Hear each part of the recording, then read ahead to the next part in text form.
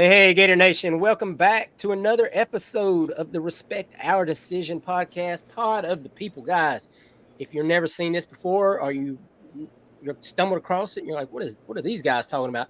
This is the weekly episode we do, guys, where we answer the questions sent in to us by you, the viewer, whether it be on our Facebook group, Twitter, in the comments of this video. So right away, guys, if you have a question for next week's video, you like this kind of format, you want to ask us a question, drop it in the comments below. We'll do our best to get to that.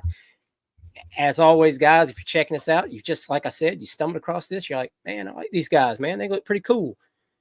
Do us a favor, man. Drop a subscribe on the video. We are trying to hit 4,000 subscribers by the time the Gators kick off versus Miami. And we're getting there, man. We're only a few hundred away. So give us a help. It's it costs nothing. And drop a like on the video as well, guys. We'd appreciate that. That helps us in the old YouTube algorithm. It's a big deal. It matters. It's one of those things. I don't get it. But hey, help some brothers out. All right, guys, we're going to jump right into it, man. We got a lot of questions this week. We appreciate you guys for sending all these questions. It's awesome. We love this kind of stuff. We love the interactions. Starting right off, Lucas the Gator Man, you are always into questions, Lucas. We always got the answers for you.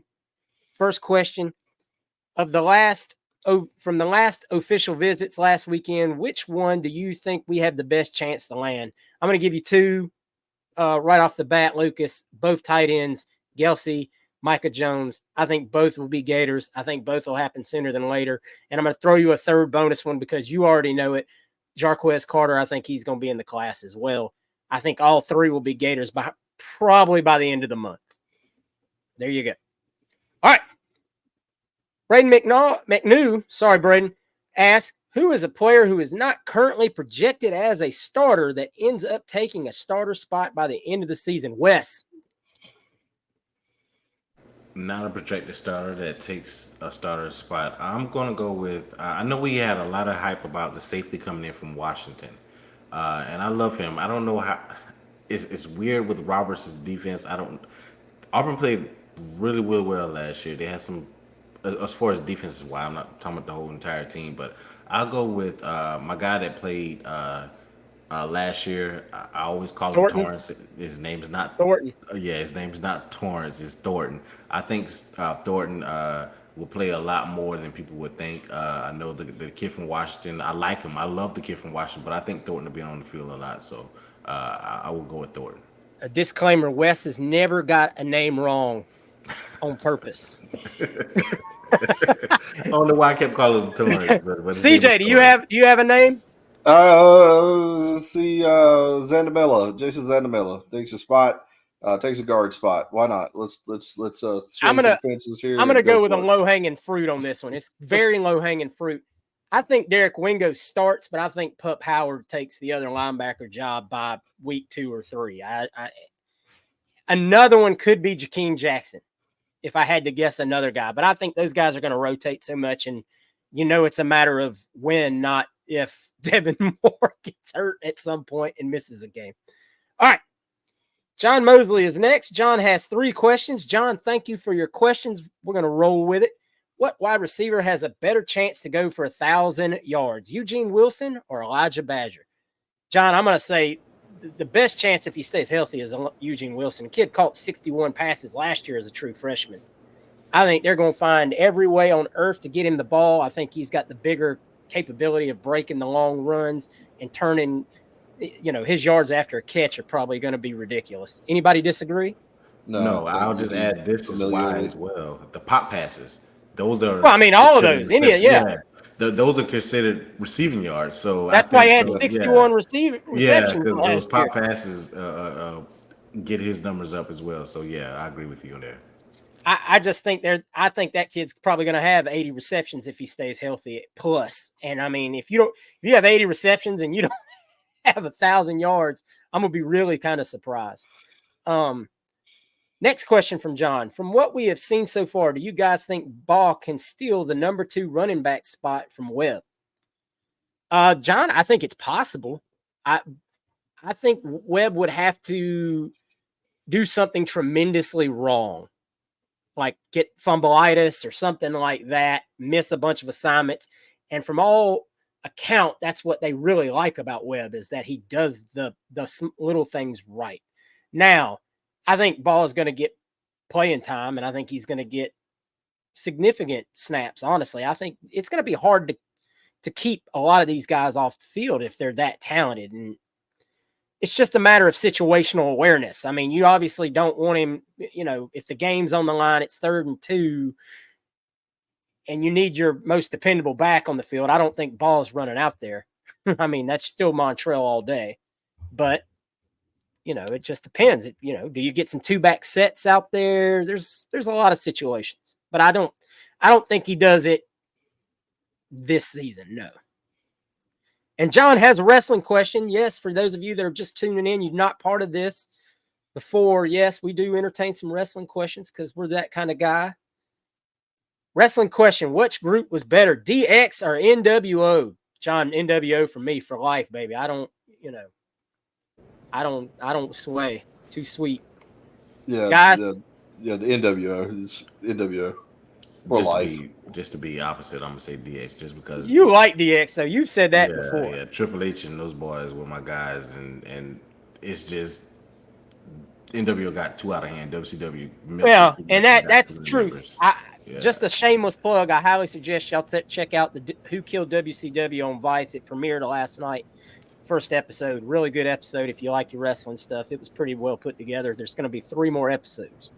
All right.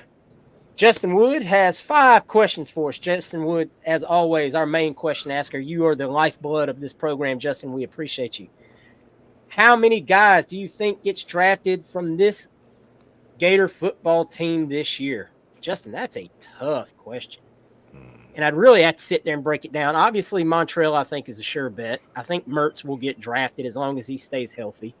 After that, man, Jason Marshall will get drafted.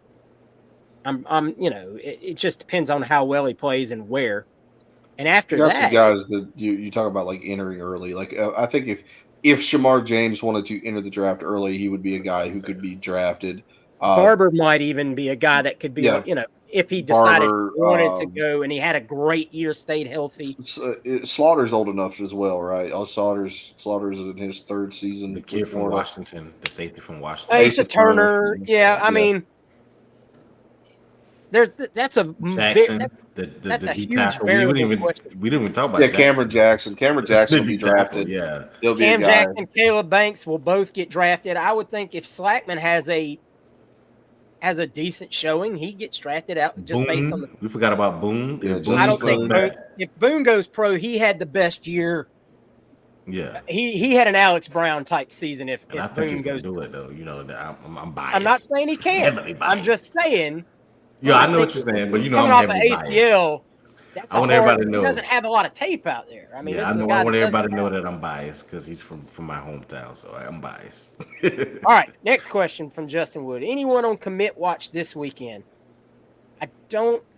From the previous weekend, yes. I mean, we already talked about Micah Jones, Gelsey, Jarquez Carter. I don't think after this weekend we'll have anybody particularly on commit watch, unless maybe you blow Ben Hanks away and show him all the love in the world, and maybe he just, that's just all right. Next question from Justin Woods, and I cut to this one because I almost jumped into it too soon. Best chance we have of landing a 5-star this cycle, not including Solomon Thomas. DJ Pickett? Yeah. Maybe. I mean, I can't name another one. I mean, off the top of my head that we're really remotely close to. Yeah, there's none of the wide receivers. I don't think so. I mean, I don't French know of another going to DB. Texas. It'd be Pickett. Yeah, DJ Pickett would probably be the only other one. That I think Pickett is the best, and you've got a marginal amount of work left to do there. But Harris is working, so we'll see. All right, CJ, this is for you from Justin. Thoughts on the Super Regional? Thoughts on Clemson? What kind of team are they this year? I know you talked about that a little bit in our main show. Clemson's a very good team. They went out and hired a new coach, and they've done a good job rebuilding. They had a good team last year, but this year's really taken a step forward. They do a lot of great stuff at the plate and at the mound. Um, they're a really tough team. Like I said, I watched them early this season blow Florida State out of the water when it looked like Florida State was on that run. They were undefeated. Nobody was going to be able to touch them. They go into Clemson, and Florida State just gets annihilated. So you're talking about a very good team that at times was the number one team in their conference in the ACC. Um, just a really solid baseball team. Um, Florida again, like I've kind of stressed, they talent wise, top to bottom, Florida's as talented and as good as any team in the country. They've got all the talent in the world. Now it's going to turn into experience and growth and just staying hot. That's the main thing. You look at guys like a guy like Ashton Wilson who came out of nowhere. Can he continue to be a great player for us? Jack Caglione is Jack Caglione, of course, but you saw Ben Shelton, uh, not Ben Shelton, excuse me, Colby Shelton.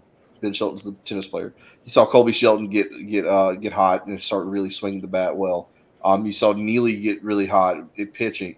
You saw Liam Peterson do a good job. You saw McNelly do a good job. Jack Caglione had some rough patches, giving up a couple of home runs, but outside of that, his pitching was pretty good. You saw Slater get pretty hot. So we'll see what happens with these guys. Where we're going to be at. But Clemson's a very good team. You're playing in a tough environment. You're playing in their stadium. Um, Fortunately for us, it's not so out of the way that our fans can't travel, which is good. So we'll see how it goes. But I think Florida's got every opportunity in the world to win this regional. Yes, sir. All right, last question from Justin Wood. Most improved unit on Florida's football team this year? Justin, for me, secondary, I think it's not even going to be close. I'm going to be very honest with you. I think Will Harris has brought a new energy to that unit. I think they're going to tackle better. I think adding veteran depth and players with experience on the back end is going to help tremendously. My fingers are crossed. I've got a lucky rabbit's foot that I rub on and everything else for that Devin Moore stays healthy and shuts down his side. I think Jason Marshall is going to take this year as a contract year. I'll go with offensive line because it can't be worse. So I'll just say the offensive line because it can't be. It's I just like hope the it can secondary. be. Yeah, like her said about the secondary, it was horrible last year. The offensive line was horrible. I hated those play action passes because it seemed like Mercer was getting killed, and the Missouri game it finally took its toll on him. So I'll go with offensive line. I think the offensive line will be better this year as well. Linebackers. The That was linebacker my room second is going to be option. much better, I believe. I think we've got some guys in there that actually, last year we were beat up in the room. You lost some guys to the draft. You lost Shamar James. Now you get those guys back and added two stud linebackers, and then added another one in the portal. I think that the linebacker room is going to be much improved. All right. Bo Dolls ask any more info on the swamp upgrades and if Florida Georgia is going to be a home and home when Jax upgrades their stadium. Bo, all I know is information was sent out to boosters asking them what they preferred as far as their party boxes and things like that. So it sounds like we're still a go with that. I don't have dates. I don't know dates. The Florida Georgia thing though is a very interesting aspect, and I would imagine, depending on how long they see that taken, that's probably a reasonable thing, unless somebody says, "Oh, it's only going to take a year. We'll go do it in the Georgia, um, Mm-hmm. up in the Mercedes Benz up in Atlanta or something like that for a year." Um, that's just a wait and see. All of that's in the air, so we'll have to see. All right. Richard Cummins has a couple of questions. Thank you, Richard. Richard's a member of our Facebook chat. Like we said, if you're part of our Facebook group, you can join our chat for free, man. We have some really good guys in there. We have some really good conversation. So if you want to be part of that adult conversation where we don't argue, bicker, and go on about stupid crap, we just, Do you think that the NIL in high school sports is going to dramatically affect high school sports? I believe bigger programs will get better and smaller ones will suffer greatly. Richard, it's hard to argue with that logic. I mean, you look at the IMGs and stuff of the world. Are they going to be able to now, with benefactors and things of that nature, be able to offer stuff to kids that get them to go to their schools and whatnot? And let's be honest, we know kids have been transferring to high schools to play for better schools for years, and this is going to be no different than recruiting at the college level now. You give a family enough money to move, it ain't a big deal. Especially if it's, you'd love to sit here and think that high school kids aren't making life-changing money, but it's happening in some instances. And I just wonder how long is it going to be before you're seeing schools partner with high schools that they have good relationships with to funnel kids, It's going to be an interesting dynamic. California's already been doing it for a couple of years. I mean, we'll see how that plays out. It even played into the Jaden Rashada, recruitment. So we'll have to see how that works. All right. The next comment from Richard Comas, or question, excuse me. Who's your guys' favorite recruit of the commits and in general favorite player in 2025 nationally? That is a good question, Richard, because I like Waltez Clark as far as the commitments that we have. I mean, we just don't have a lot. My favorite recruit right now, Solomon Thomas. It ain't even close right now if it's 2025. You give me a 5-star offensive. You give me a 5-star offensive lineman, man. I'll go help that kid move. Offensive tackle, yeah. I'll go help. I'll drive to Jacksonville's only a couple hours away. I'll go help that kid move. Now, we're going to throw out like our favorite recruit in the 25 class. I'm going to go with my man out of Lee County, Usmane Cromah, running back. If you haven't watched that kid play, you need to turn on his film. I don't think he comes to Florida because I think we've got our running back set. But that dude right there is something else. Y'all got to turn that man on, watch his film, because I thought you was going to go with Hill. Hill's great. I've watched both of them play. I've watched them play against each other. I mean, those games look like a track meet when they play each other. But Usmane Cromah is a freak. If you're going to watch a recruit, if you're talking about me and my favorite, it's him. That dude right there is on another level. Wes, you got anybody that sticks out to you? Nah, not it will be Thomas, as you alluded to. I'm not gonna act like I'm being somebody I'm not. It's gonna be the offensive tackle. Now, I really like DJ Pickett too. I mean, but DJ Pickett's good. DJ Pickett's if you gave me a choice right now, you give me a choice right now. I need a 5-star offensive lineman, and I know somebody's going to tell me. Somebody will have a comment because they've done more research on it probably than I have in the last few years that 5-star safeties work out better more often than 5-star offensive linemen, and that may well be a fact. But damn it, I want to break the cycle. All right. John WP has some questions for us this week. Again, thank you, John, for coming back after asking some questions last week.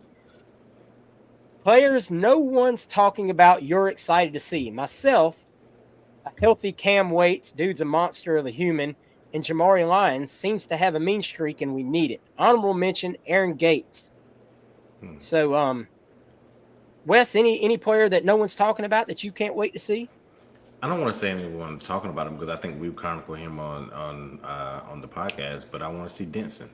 I like that one. I like that one a lot. I think Denson's being slept on a lot. Yeah, I love Denson. I love what I saw from him when he replaced Jaden Hill in spots during the season last year. So I think that kid has a high ceiling. So if I go with an under radar guy, and you spoke about the secondary being massively improved, I think he's going to be a key to what you were talking about when you talked about the position group that you think is going to be massively improved. I think he's going to have a key. He's going to be a key part, an X factor in that, and I think he's going to make some plays, blitzing, tackling, being what he's supposed to be. So I'm with you with that, and I'm gonna put my money on Sharif Denson. CJ, mark it down right now. By the end of the season next year, we will be talking about George Gums. George Gums My is a guy that's goodness. flying under the radar. Nobody's talking about George Gums. This kid is a freak. They have done a great job transitioning him from, originally a tight end. Now he's a defensive end. They love what they're seeing out of this kid. I think he's a guy who could come in and make some plays. I think he's going to be a guy that you see he's going to get on the field like 2 or 3 times. They're like, whoa, oh my God, who was that? And by the end of the season, he'll have a great role because they really like what they see in him. And I think he's going to work. And I think he's a guy who really wants it. So I'm gonna put Gums out there. I'm gonna say that Whoa, he's gonna be the pause. guy. Don't. Listen in. Don't you talk about my Gums like that, Daddy. The All right. greatest of all time. First off, I want to mark this down that at 8:13 on June 5th, 2024, that Wes has sold his Frazier stock. He sold it cheap. He sold it like Life Wallet stock. It just all like he had his opportunity to continue to push for the man. And there it is. Look, okay, I got 2 names. One, Marcus Burke. I really do think Marcus Burke is going to play some significant snaps this year. I'm setting myself up for my own disappointment. The other one that people, it's not that they're not talking about him. It's just he hasn't been on campus yet, is Aaron Childs. I really think Aaron Childs is going to play some football this year. And you're going to see, you talked about Lions having a mean streak. I think Aaron Childs has that mean streak that we haven't had from a linebacker in a long time. That Brandon Seiler-esque, tackle people, wear the chain around your neck.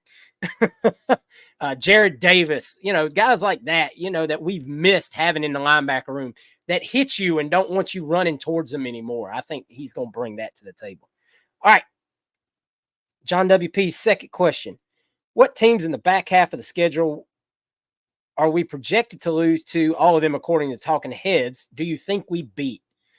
I think LSU and FSU are the 2 obvious glaring ones. I think the LSU game is extremely winnable. The only problem with that game is you get them so late, they would have established some identity by then. But FSU, even though it's at FSU, as long as DJ Onomatopoeia is taking snaps, I think you're in it. I think you can hang with those guys. Do y'all? I mean, y'all were shaking your head, nodding your head. I agree with you. I mean, I think Ole Miss is a possibility. I was going to say Ole Miss because Ole Miss. I think people look at FSU and LSU as coin flip games, and I think people look at Ole Miss as a loss, like straight out loss. So I would go Ole Miss. The only thing that scares me about that Ole Miss game is y'all know how Lane is, and I think Lane's going to come into that game. And I'm not saying it might be the thing that bites him in the ass. But I think Lane loves Steve Spurrier. I think he's going to come in and he's going to want to impress. And I think he's going to try to maybe audition for a job too, depending on what the record is. And we can argue that another day. We've talked about it. But, if things are looking bleak in Gainesville and people are already talking about, well, Billy's about to be fired anyway, does Lane come in, auditioning for that job in front of people? But all 3 teams are beatable. I don't care what the Talking Heads say. All right, Jed Keel asked. Jed, I know how this question's going down before I even finish the sentence. Would y'all take 9-3 if the losses were to the 3 in-state teams? If yes, who are the teams you'd say no to? Jed, I take 9-3. I don't care who the hell we lose to, because that means you beat Georgia, Texas, Ole Miss, all of them, Tennessee at Tennessee. Yeah. Jed, I don't give 2 issues if you gave me 9-3 with losses to Florida State, Miami, and Georgia, I'd take it at this point. That's 9 wins. That means you beat Texas. That means you beat Texas A&M. Yeah, you beat 2 teams you aren't supposed to beat. And listen, if we win 9 games, we've upset somebody. So I mean, I'll take that. If we win nine games this year, I don't think anybody is going to look at the copy of the schedule and go, but they lost to UCF. No, I'll take it. They're going to be like, Billy Napier is a contestant, is in the running for Coach of the Year, and the only thing that sucks is that means you lost Florida State in that last game and might have effed up your playoff position. Yes. Exactly. Yeah, we would have been 9-2 We rolling in the that game, man. playoffs. We're definitely in the top and that's the 12. thing. So then you're in the playoffs. And you got DJ Lagway coming in next year, like, hey, Yeah, that means Mertz yeah. did his thing. That That means means the defense is recruiting good. is banging at that point. Like I'm just saying, The Ted, I defense is love your good. question, and I know why you asked. I don't think it's going on if anybody that's a Gator fan says no, I won't take that because we're losing to those teams, they are the most miserable son of a bitch you ever met. Exactly. A All right. playoffs? Playoffs? Playoffs? Yes, please. All right. Ryan Guerin asks, and Ryan, thank you as always for your detailed questions, brother. I love you. I appreciate you always sending these in. I saw this asked somewhere else and wanted to get your responses. Putting everything aside as far as rivalries go, you have a wide receiver one position that needs to be filled. Who do you take? Percy Harvin or Peter Warwick? A lot of you not. I don't know if my cousin's watching this. His name is that. You said Ryan. My cousin Troy. Ryan Guerin. My cousin Troy asked me this 2 weeks ago, and I pulled up Peter Warwick. I put up the stats. Peter Warwick played 4 years. Peter Warwick had a great career. Nobody's going to deny that Peter Warwick was phenomenal. He's one of my. I know we don't like the rivals, but as far as Florida State is Warwick, Dunn, Peter Warwick, and Charlie Ward for me, as far as and Dalvin Cook, put them those four as far as Florida State. But I picked Percy, and I battled with him not just because it was rival versus rival, but when I looked at Peter Warwick's stats, I was like, well, Percy didn't play a senior year, and Peter Warwick, I'm going to go with Percy because he won 2 championships his freshman year. He was a key cog in us winning that championship. Remember the game from against Arkansas and Yep. McFadden In and those Atlanta. boys in Atlanta, and that was my argument. So this is crazy because I just had this argument with the Florida State fan who's my cousin, like 2 weeks ago about who would I take. So I'm going to go with my guy. I argue with him, and I'm going to tell it here. I watched both guys play in living color, live and in action. Peter Warwick was a special football player. He absolutely was. And in the annals of Big Three football, he's probably in the top 10 of football players. And I still have Percy above him. Because Percy did things with the football that made no sense to me. And even hurt against Oklahoma on a fractured ankle was doing things that made no sense to me for a human to be able to do in that situation. And just was able to move. Just was crazy. Percy will go down to me as one of the biggest what ifs in NFL history because if he could have stayed healthy, put it all together, I think he would have been truly one of the most special players the NFL ever saw. And it just sucks. Yeah, I All mean, right. if you put the guys on the team and you talk about like just Big Three football, you're talking, if you made a team of the best players and all of them, if you that wide receiving core, it's Percy and Warwick and probably Michael Irvin.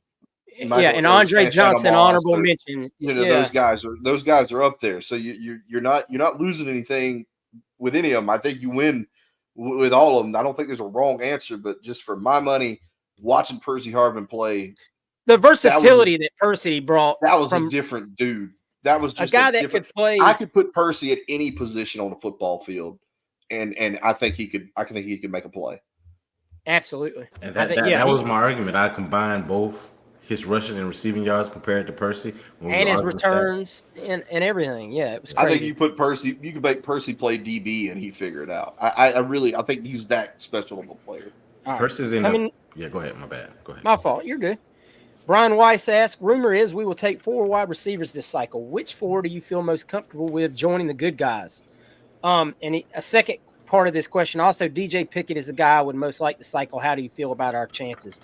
We talked about DJ earlier in the show, Brian. Long road to go there, but, I mean, you're in the ballpark. You just got to get him on campus and work your magic. All right, 4 wide receivers. As of today, I think Vernell Brown is absolutely one. I think CJ Ingram is another one that's probably it, even though I don't know if he ever plays wide receiver at Florida, but I think that's where you're going to see him classified as. Nashawn Montgomery, probably 3. And then it's going to come down to either Joshua Moore or the young man that is at IMG right now. And I'm going to butcher his name, but I got to start doing it because next weekend he's coming on a visit, and I'm expected to be able to say this. And it's Donovan Agabude, I believe is how you say it. And if I'm wrong, I'm wrong. And we'll find a pronunciation, I promise. We'll figure it out. By next week.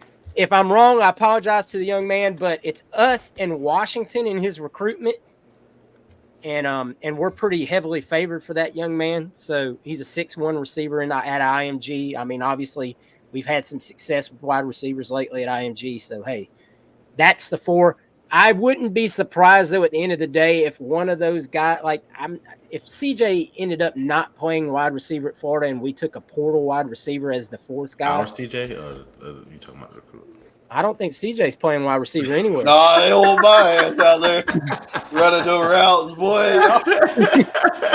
Boy, I look like Drewski out there running routes. I love my boy, but I ain't about to put him in a position to fail. Boy, they CJ. Of course, I might get wide open. I might get because they won't put nobody on me. They'll look at me down there and say, "Oh man." CJ got to be like CJ running that hook and ladder that Billy Bob ran in damn Friday. You mean that play where I looked around and that like do the little giant CJ toilet paper. Little giant toilet paper. I don't think so. All right, 3 last questions from Jared White, and we're out. The first question: who's going to the Miami game? I know Wes is going as of today. Sir. I'm there. I'm looking into it, but I can't really solidify anything because tickets are outrageous. I'm gonna enjoy it from the air conditioning. You guys, good luck. Yeah, but Wes is locked in. He's already got his tickets. He's already got everything secured. Yeah. All right, next question, Jared White. Any chance Badger returns kicks? Jared, I think there's an absolutely fantastic chance that Badger returns kicks. He did it very effectively last year at Arizona State, almost at 30 yards a clip. So, that was at 20 to 30 returns. I can't remember if it was 20 or 30, but I know he did have a kick return for a touchdown. Last question from Jared White. Odds that Will Griffin reclassifies to 25 class. Thoughts on that? If he does, I think it's best for all that he does in red shirts. Jared, I've been told it's not happening. He's going to stay. They want to balance that out. That's why they're still recruiting quarterbacks for this class. I guess I shouldn't say it's a 100% chance he doesn't, because we all know that as soon as I say that, some report will get released that he's considering reclassifying. But we'll call it probably a 95% chance that he is not reclassifying as of this time. Their plan is to take another quarterback this cycle, Tramel Jones, AJ Antoine Hill, or if it has to come down to it, they get somebody in the portal. But there will be a guy that's added to this class, not him reclassifying. They want to space that out so you have that gap with DJ and all that good stuff. All right, guys, that is going to do it for this week, man. That was a lot of questions, baby. We appreciate that, man. That is awesome. Gives us a lot to talk about. Gets us some laughs, as always. You see it. We love to do it, man. You guys make things fun for us here. This is our favorite show to do. We get our Dusty Rhodes impressions in. Wes disappears from time to time. He's a magician. YouTube doesn't agree with everything Wes does. That's all we can tell y'all out there at YouTube. Sometimes adults have to be adults. That's all I got to tell you. And I ain't saying he's doing anything. Grown folk business. Yeah, grown folk business over here, man. Y'all get out my business. Meet me at the game. Yeah, there you go. Labor Day weekend. You'll have a whole Bud Light can in his hand and a Modelo. I switched to Modelo. I'm a Modelo man now. Oh, well, now we're talking. Look at him. I have to go get mine out the fridge now. All right. Oh, we can't talk about that. YouTube will cut us off. No cerveza, no trabajo. Yeah. Put the lime in the coconut. Anyway, Guys, that's going to do it for this week's episode, man. We appreciate you all so much for tuning in, for sending in these questions.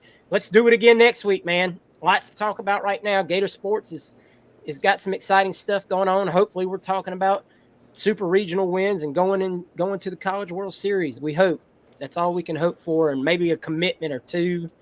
Great, upcoming recruiting weekend. So until then, guys, thank you so much. We love you. Go Gators. Go Gators. Go Gators.